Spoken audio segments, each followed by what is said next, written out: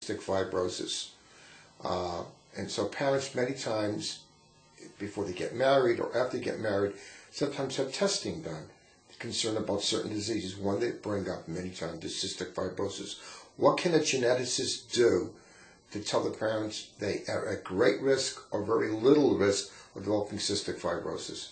Cystic fibrosis is a genetic disease which is called autosomal recessive. That is, both parents need to be carriers of the disease in order for them to have a child who has the disease. In fact, even if both parents are carriers, there's still only a 25% risk that any child born of those parents will have the disease. Over the last several years, we've been able to identify the gene which causes cystic fibrosis. And so by looking for the genetic abnormality in the bloodstream or in the chromosomes specifically of each parent, one can sense whether the parents are carriers or not. The tricky part of that, however, is that once we've identified the gene, what we've learned is that there are anywhere from 300 to 500 different mutations of that gene. And it's just impossible to test for every different mutation.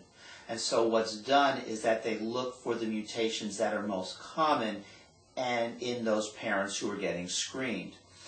If they find that mutation, it shows that the risk of having cystic fibrosis is there, 25%.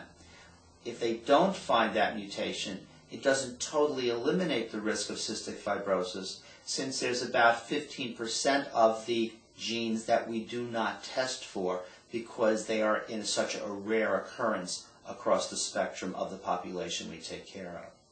There's no guarantee, but at least gives you a better idea your greatest risk factor is. Correct. So there's not a negative test does not guarantee you don't have cystic fibrosis, but it drops the risk significantly. In fact, it drops the risk by 85% over not getting tested at all.